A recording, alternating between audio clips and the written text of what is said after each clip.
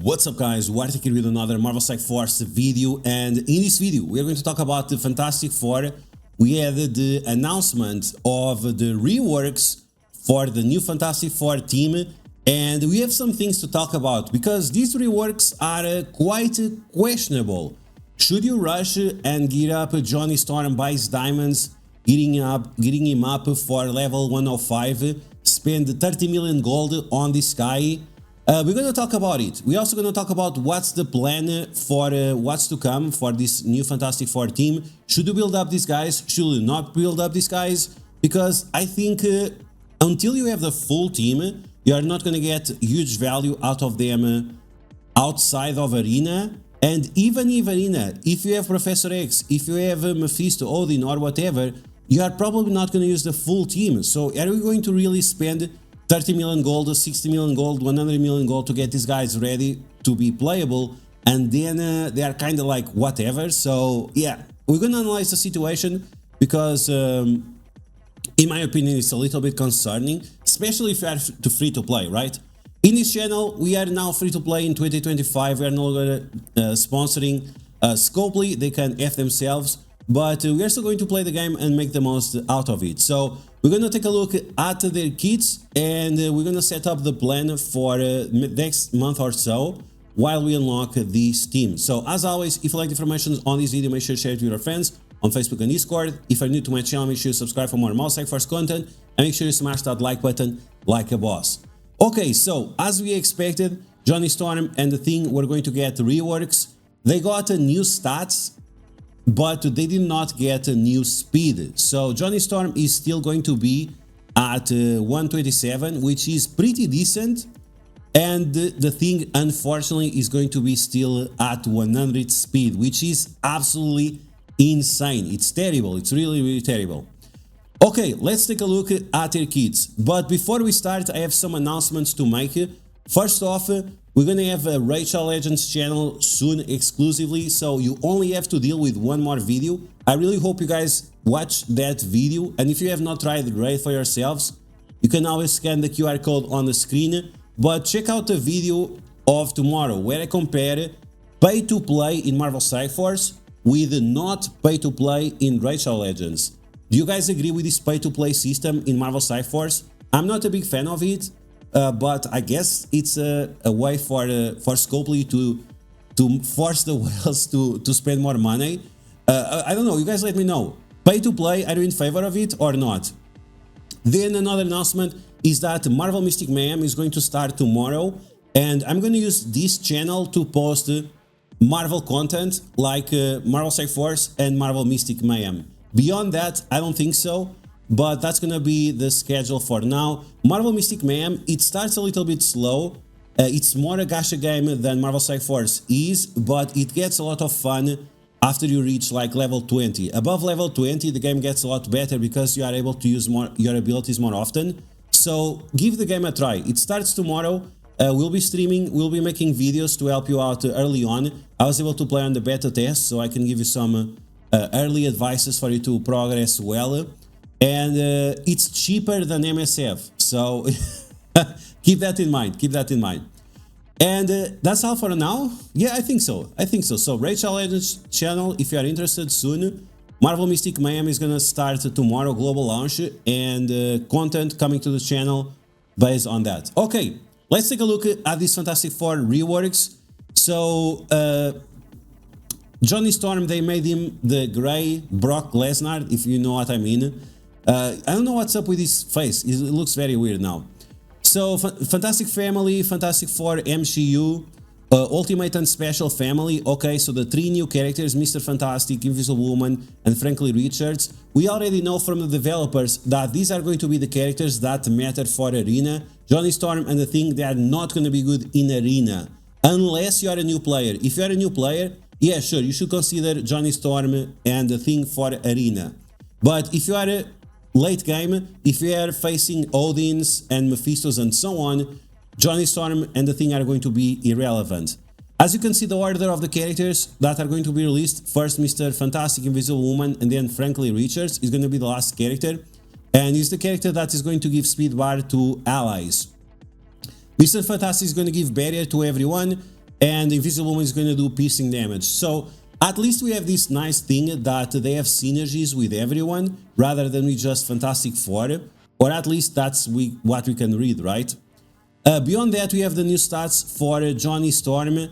It's going to be decent. His damage looks very low, in my opinion. Everything else looks normal. In terms of the basic, he's going to do a little bit higher multiplier. This is nice because he's going to have an assist mechanic, but beyond that, it's not really good. Applying a bleed for 2 turns, it's super lame, to be honest. You always want 2 bleeds or 3 bleeds for 1 turn, rather than 1 bleed for 3 turns, right? Because that will give more damage, more burst damage, more pop damage, and that's what feels good, right? I thought that was what Scopely was trying to do with Overpowered. Having more pops, that excites people when it pops, right? Okay, then we have the special of Johnny Storm. Now he's going to apply offense up for all allies rather than just Fantastic Four, but they massively nerfed his damage. So the damage goes from 350% piercing, normal damage, bro, why are you nerfing normal damage? It's crazy. So they nerfed his single target normal damage from 350 normal to 270. He's also going to apply heal block, but this is the ability that you use turn 1. It doesn't even make sense. Why are you nerfing a single target damage on the turn 1? It doesn't make any sense. Now, he's also going to gain an assist from a random Fantastic Four ally. What this is telling you is that you should use Johnny Storm with just 1 more Fantastic Four ally outside of Arena. Outside of Arena, maybe in Alliance Wars, maybe in Cosmic Crucible, but you want to limit as much as possible which allies you have with Johnny Storm, so you always know which character is going to assist with him. And for example, you could use Johnny Storm with Illuminati because they have Mr. Fantastic there, and that means you'd have multiple assists from Johnny Storm, and that would be really, really good. In terms of the ultimate, so now the ultimate clears barrier, great. He's also going to do normal damage, yikes, but he's going to apply heal block and bleed, which makes sense. It's a supernova, right? So it should be 100% carbonated, and and we have the heal block and the bleeds. I think it makes sense. It's still unavoidable. It still cannot be countered, but it can be blocked, which is a little bit lame because it's normal damage. Like, bro, do you not understand how your game works? Normal damage sucks. Normal damage absolutely sucks. Now, in terms of his passive, the passive is much better now.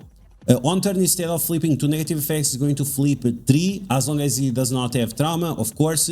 He's going to gain an assist from a Fantastic Four ally on its turn, so that's great. More assists, more bleeds, more damage. It's not like a significant amount because it's just 1 bleed for 2 turns. That's why I think it should be better 2 bleeds for 1 turn, but there you go. And if this character has 2 or more Fantastic Four allies, when this character successfully attacks the enemy, it will prolong all negative effects except trauma, silence, ability block, and stun. So it can be useful for Battle World to apply blind to null. Some people don't know, but you can blind null, and if you blind him and extend the blind, then he cannot attack you back, which is pretty awesome. So keep that in mind. So overall, the rework of Johnny Storm, it's okay. Okay, I'm not sure why they nerfed this special. It's super lame. It makes no sense.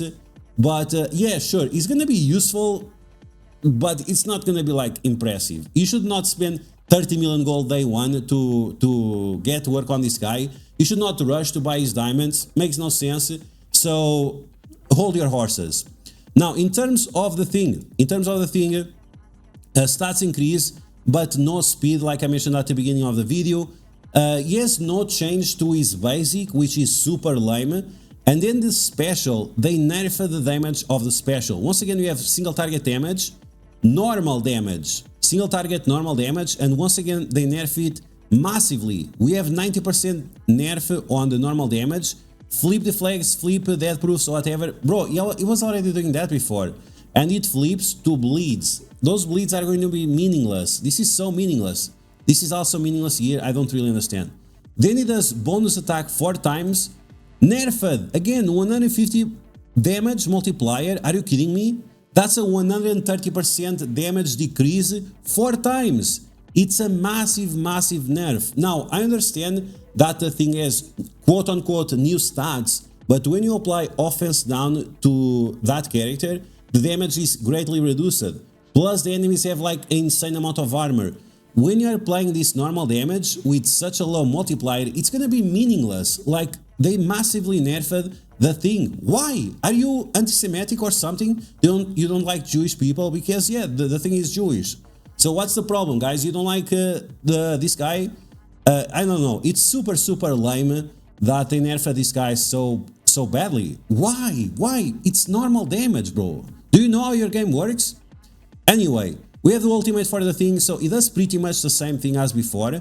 They changed the order of operations, so it should be easier for you to land the stun and so on. Now, this ability can still be dodged. The damage multiplier is the same, is now going to clear all positive effects from the enemies. So they are not going to have evades, but they can still dodge. So watch out for those pesky characters with dodge.